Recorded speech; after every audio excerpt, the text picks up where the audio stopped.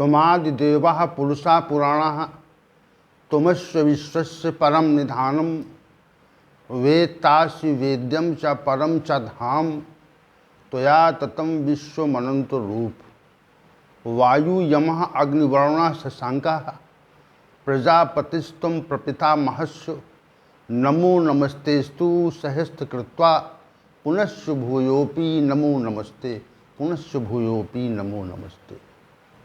वसुदेव सुतं देवं कंस चारूर्मर्दनं देवकी परमानंदम श्री कृष्णं वंदे जगद्गुरुं कृष्णं वंदे जगद्गुरुं। कृष्णाय वासुदेवाय हरे परमात्मने प्रणत क्लेश नाशाय गोविंदाय नमो नमः गोविंदाय नमो नमः। हम सभी आज पुनः भगवद गीता के इस विशेष ज्ञान सत्र में उपस्थित हैं और भगवान गोविंद की कृपा से हम सभी का जो स्नेह है वह नित्य प्रति भगवद गीता ज्ञान के प्रति बढ़ रहा है और हम अपनी जिज्ञासा की निवृत्ति गीता ज्ञान से चाहते हैं। जैसे एक बालक में विभिन्न प्रकार की जिज्ञासाएं होती हैं और उन जिज्ञासाओं की निवृत्ति के लिए बालक अपने अभिभावकों से प्रश्न करता है कि अमुक वस्तु क्या है, अमुक वस्तु क्या है। तो अभिभावक लोग उसकी शंका का, उसकी जिज्ञासा का निराकरण करते हैं, समाधान करते हैं और समाधान करने के उपरांत वो जिज्ञासु बालक जो है वह अपनी जिज्ञासा का निराकरण कर लेता है। तो वैसे ही हम सभी अपनी आध्यात्मिक जिज्ञासा को लेकर के इस विशेष सत्र में नित्य उपस्थित होते हैं और अपनी उपस्थिति से ये तथ्य स्पष्ट करते हैं कि हमारे अंदर जिज्ञासा है और विशेष जिज्ञासा है। हम चाहते हैं कि इस विशेष जिज्ञासा के आधार पर ही हम अपनी निवृत्ति करें। समाधान भी भगवद गीता के ज्ञान से निकलता है और भगवान श्री गोविंद उसमें सहायक होते हैं। तो ऐसे भगवान श्री गोविंद को प्रणाम करके आज के सत्र का हम शुभारंभ कर रहे हैं। हम सभी अध्याय संख्या 17 श्रद्धा त्रय विभाग योग पर चर्चा कर रहे हैं और कल की जो चर्चा थी श्लोक संख्या 10 पर आधारित थी और श्लोक संख्या 10 में श्री भगवान ने जो तमोगुणी स्वभाव का मनुष्य है उस तमोगुणी स्वभाव के मनुष्य को किस प्रकार का भोजन प्रिय होता है इस संदर्भ की चर्चा की और ये बताया कि उसे कैसा भोजन प्रिय होता है। इसी की चर्चा में श्री भगवान ने श्लोक संख्या 10 को प्रकट किया। श्री भगवान ने कहा यात यामम गत रसम पूति पर्युषितम चयत उच्छिष्टमपि चामेध्यम भोजनम तामस प्रियम। हे अर्जुन, जो भोजन पूरी तरह से पक नहीं पाता है और जिसमें रस का अभाव हो गया है और जिसमें स्वाभाविक रूप से दुर्गंध आती है और जो बासी हो गया है तथा जो जूठा है और जो अपवित्र है, अमेध्यम अपवित्र है, पवित्र नहीं है, वो भोजन तमोगुणी मनुष्य को प्रिय होता है। तो ये जो यातयामम, गतरसम, पूति, पर्युषितम, उच्छिष्टम और अमेध्यम, ये 6 स्वरूप बताए श्री भगवान ने। ये 6 स्वरूप तामसी भोजन के वर्णित किए और ये कहा कि ये जो तमोगुणी मनुष्य हैं, इन 6 स्वरूपों के भोजन को पसंद करते हैं, उनकी प्रियता में रहता है। ये बात श्री भगवान ने कही। देखिए, तमोगुणी स्वभाव का जो व्यक्ति है, उसमें रजोगुण का भी समन हो जाता है और सत्वगुण का भी समन हो जाता है। विशेष बात ये है। क्या विशेष बात है? उसमें जो सत्वगुण है वो भी, उसका भी समन रहता है और तमोगुण का भी समन रहता है। नहीं, रजोगुण का समन रहता है। तो तमोगुण की जो वृत्तियां हैं वह उसमें स्वतः प्रकट हो जाती हैं। उसके अंदर तमोगुण की जो वृत्तियां हैं वह स्वतः प्रकट होती हैं और उन वृत्तियों के प्रकट हो जाने के कारण ही उसका जो आहार है वह निश्चित रूप से विकृत हो जाता है।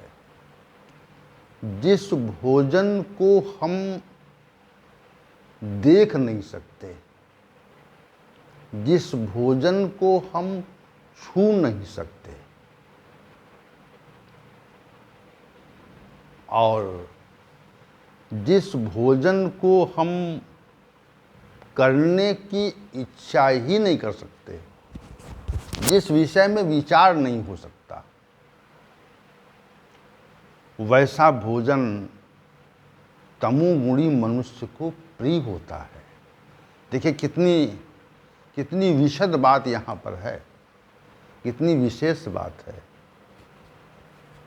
तमोगुण का इतना अधिक प्रभाव मनुष्य के जीवन पर होता है कि जिस भोजन को हम लोग देख नहीं सकते, जैसे मांस है,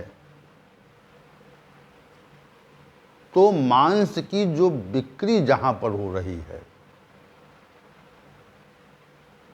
अब सात्विक पुरुष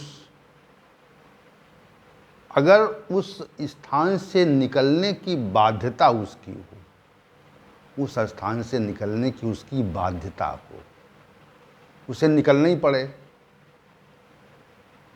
तो भी वह मांस की बिक्री वाले स्थान की ओर दृष्टि डालने में हिचकेगा, उधर दृष्टि नहीं डालना चाहेगा कि पशुओं का जो मांस है वो काटा गया और काटे जाने के उपरांत उसमें जो रक्त है, खून आदि भी लगा रहता है और उसके मांस को काट काट करके एक दुकान पे सजाया गया। अनुमान लगाइए इस बात से आप। पहली जो विकृति है वह इस तथ्य को लेकर के है कि किसी पशु की, किसी निरीह पशु की हत्या की गई। अब निरीह पशु, प्रत्येक पशु को परमात्मा की ओर से ये ज्ञान प्रदान किया जाता है, इतनी बुद्धि, इतना विवेक रहता है कि कोई मनुष्य उसकी हत्या करने का या उसको मारने का प्रयत्न करें। जैसे किसी पशु को आप मारने का प्रयत्न करेंगे तो वो बचने का प्रयत्न करेगा, देखा होगा आपने। किसी पशु को यदि आप मारें, किसी वस्तु से उसे चोट पहुंचाना चाहें, तो परमात्मा ने इतनी सज्ञानता उसके अंदर दी है कि वह अपना बचाव करना चाहता है। विशेष बात यह है। और बचाव करना चाहता है, और यदि उसकी हम हत्या का प्रयास करें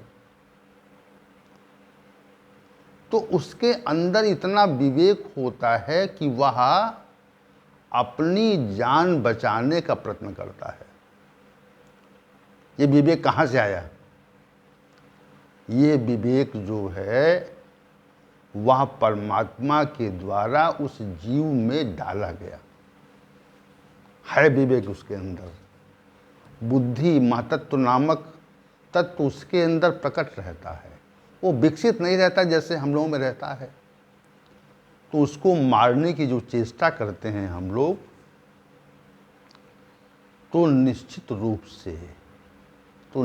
रूप से वो अपने बचाने का प्रयत्न करता है।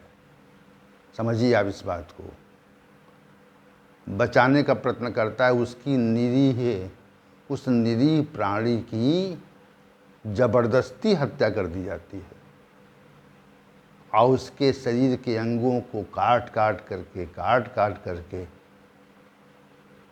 उसकी त्वचा को, खाल को उसके मांस से अलग करते हैं और उसको काट काट करके उसके मांस के टुकड़ों को बेचते हैं। और उसमें रक्त मिश्रित रहता है, रक्त दिखता है उसमें,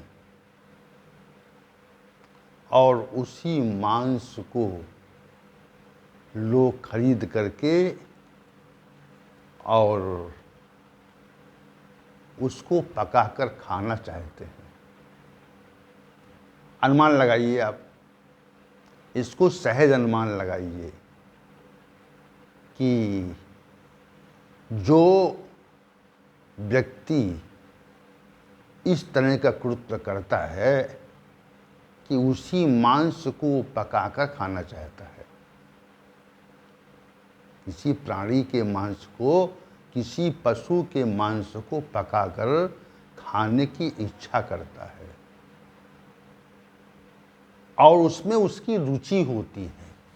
कहीं बाध्यता हो, अगर खाने की, भोजन की कहीं बाध्यता हो कि भोजन उपलब्ध ही न हो। लेकिन परमात्मा की व्यवस्था में ऐसा नहीं है। परमात्मा की व्यवस्था में निश्चित रूप से सभी पुरुषों के लिए, सभी मनुष्यों के लिए इस संसार में पर्याप्त भोजन है, पर्याप्त अनाज है।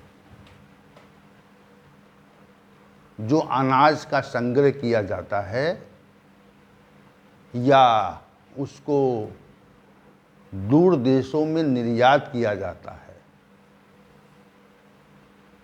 तो वो अधिक ही तो है मात्रा में। तो वो मांस खाना, कोई मांस का भक्षण करना कोई हमारी बाध्यता नहीं है। वहाँ पर रुचि, इसी भगवान कहते हैं, वहाँ रुचिपूर्ण लगता है ऐसे लोगों को। अब इस पे विचार करें आप, जिसको मांस रुचिकर लगता है तो उसके पीछे कारण क्या है? उसके पीछे कारण कौन सा है कि उसको मांस प्रिय लग रहा है? उसको मांस में रुचि हो गई है। तो उसका एक कारण है कि तमोगुण बढ़ गया है, तमोगुण बढ़ा हुआ है। तमोगुण ने मनुष्य को इतना अधिक अपनी गोद में ले लिया है। मनुष्य पर तमोगुण का इतना अधिक प्रभाव हो गया है कि उसको मांस प्रिय है, रुचिकर है, प्रिय है, रुचिकर है। जैसे मान लिया कहीं कभी खा लिया जाए तो वो पृथक बात है, और किसी वस्तु या भोजन के प्रति रुचि का रहना ये पृथक बात है कि हम उस मांस का सेवन करने की इच्छा, प्रबल इच्छा रखते हैं, उस मांस के ग्रहण करने की हम प्रबल इच्छा रखते हैं। तो ये विशेष बात है। और श्री भगवान ने ऐसा क्यों होता है? क्योंकि जो उसके अंदर अप्रकाश है, अप्रवृत्ति है, प्रमाद है, मोह है, अज्ञान है, ये सब वृत्तियां उसके अंदर स्वतः रहती हैं। अप्रकाशो प्रवृत्तिश्चा प्रमादो मोह एव चा तमस एतान जायन्ते विवृद्धे कुरुनंदन। हे अर्जुन, जो मनुष्य तमोगुणी हो जाता है और उसमें तमोगुण की वृद्धि हो जाती है, अप्रकाश, अप्रवृत्ति, प्रमाद, मोह, ये सब उत्पन्न हो जाते हैं उसके अंदर, तो अज्ञानता पैदा हो जाती है। तमोगुणी मनुष्य मांस का सेवन करना चाहता है। ये विशद बात है। श्री भगवान का जो यहाँ कथन है, श्री भगवान ने जो ये तथ्य कहा कि जिस भोजन के प्रति श्री भगवान ने कहा कि वह जो है भोजन तमोगुणी मनुष्य को प्रिय होता है, तो एक तो कहा यातयामम, इस पे कर की चर्चा हुई थी कल, और दूसरा कहा गतरसम। ऐसे अनेक भोज्य पदार्थ वर्तमान में, जैसे दूध है, और वर्तमान में यंत्रों के द्वारा दूध से उसमें जो मलाई पड़ती है दूध में, तो उसकी जो उसमें चिकनाई होती है उसको निकाल लिया जाता है। तो रस, तो दूध का जो रस है वो मलाई है, उसमें जो स्निग्धता है, उसमें जो घृत या मक्खन का जो भाग है, वह निश्चित रूप से दूध का आधार है, रस है दूध का, और उसको निकाल लिया जाए तो सार तत्व निकाल लिया गया। जो सार तत्व था उसका, दूध का, वो निकाल लिया गया। तो दूध में जो अवशेष बचा हुआ है, अवशेष रह गया है, उसी को गतरसम कहते हैं। ऐसे कई फलों में और अनेक प्रकार के सूखे मेवों में भी उसमें जो रस होता है, रस तत्व होता है, उसको निकाल लेते हैं मशीन से, उपकरणों से। तो ऐसे पदार्थों को श्री भगवान ने गतरसम कहा। रस की विहीनता हो जाती है, और ऐसे पदार्थ गतरसम, ऐसे पदार्थ तामसी मनुष्य को प्रिय होते हैं। ये बात श्री भगवान यहाँ कह रहे हैं। आगे श्री भगवान ने कहा कि पूति माने होता है जिसमें दुर्गंध आ रही हो, जिस भोजन में दुर्गंध आ रही हो, अब ये विचार करें, जिस भोजन को हम ग्रहण नहीं कर सकते, जिस भोजन को हम ग्रहण नहीं कर सकते, जिसमें गंध आ रही है, दुर्गंध युक्त है, जैसे प्याज है। प्याज को आप काटें तो उस प्याज में आपको विशेष प्रकार की गंध मिलेगी, गंध का आभास होगा आपको, उसमें गंध रहेगी। क्या रहे? गंध रहेगी। और कुछ समय के लिए यदि प्याज को काट कर रख दिया जाए तो उससे स्वाभाविक गंध वातावरण में फैलती है। क्या होता है? उससे स्वाभाविक गंध वातावरण में फैलती है और उस दुर्गंध युक्त प्याज को तमोगुणी मनुष्य रुचिपूर्वक खाता है। वो भोजन में मांगेगा, भोजन में उसकी मांग करेगा वो कि हमको प्याज दीजिए आप। इसका मतलब तमोगुणी व्यक्ति है वो।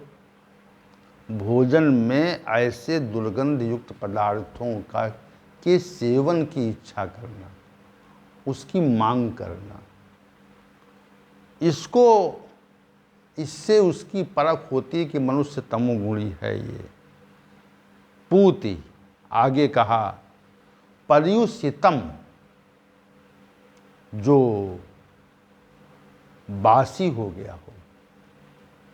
देखिए, विशेष बात ये है कि जो भोजन पकाया जाता है तो वो कुछ समय के पश्चात रखे रखे बासी हो जाता है। से उसको सुबह पकाया गया तो शाम तक वो बासी हो जाएगा,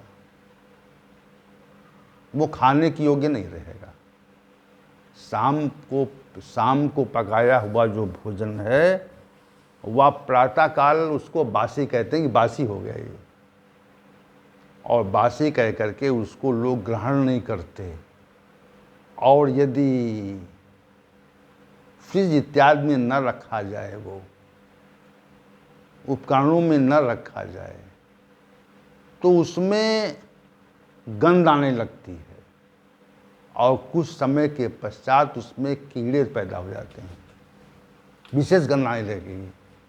किसी भोजन को कुछ समय तक आप रख दें, एक दिन रखें, 2 दिन रखें, तो 1-2 दिन रखने के उपरांत वो भोजन जो है वह निश्चित रूप से दुर्गंध देगा और उसमें कीड़े उत्पन्न हो जाएंगे, स्वतः हो जाएंगे।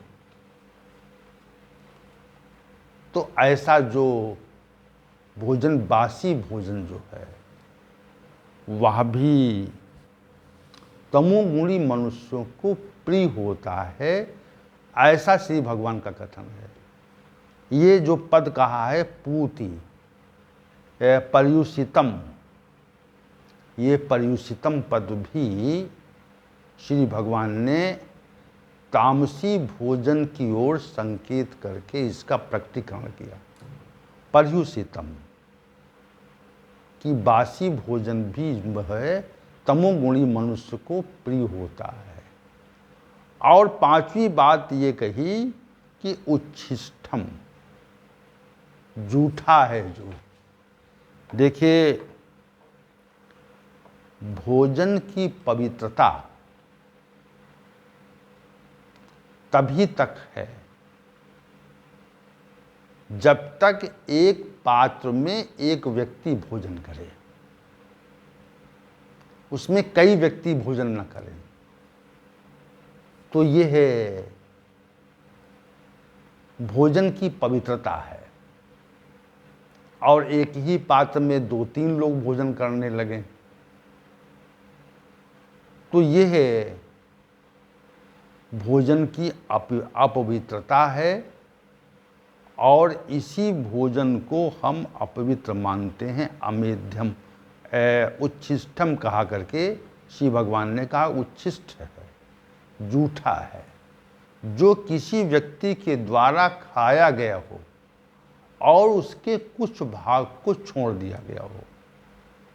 तो कुछ भाग को छोड़ने पर वह भोजन उच्छिष्ट हो जाता है और बासी हो जूठा हो जाता है। इसे कहते हैं जूठन। क्या कहते हैं?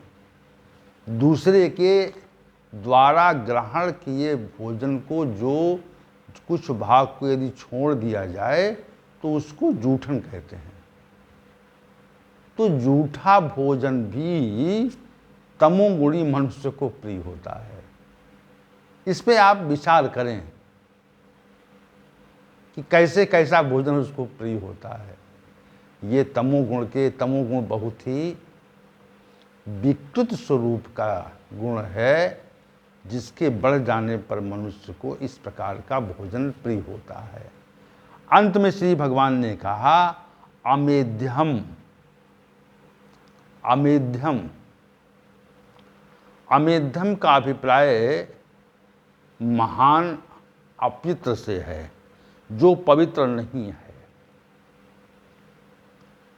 जैसे मांस है, मछली है और पशुओं का जो मांस है, चूँकि वर्तमान समय में और विगत समय में भी अनेक प्रकार के पशुओं की हत्या करके उनके मांस का सेवन करते हैं और मछली का सेवन करते हैं लोग। तो ये जो मांस और मछली का जो सेवन है,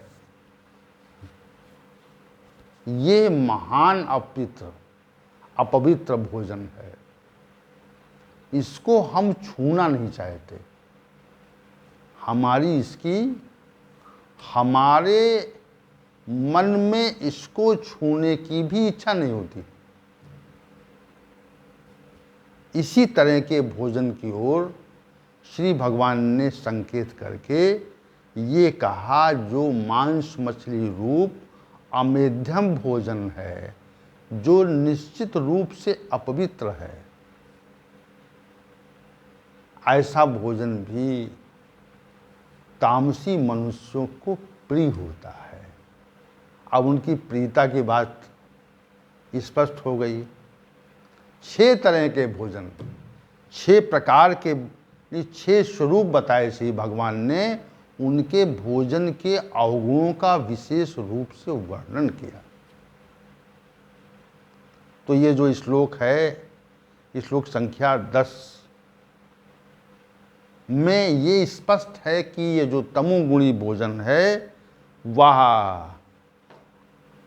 यातयामम पूरी तरह पका हुआ नहीं है, गतरसम जिसमें रस का अभाव हो गया है, पूती जो दुर्गंध से युक्त है, और जो बासी है, उच्छिष्ट है, और जो अपवित्र है, ऐसा भोजन तमोगुणी मनुष्य को प्रिय होता है।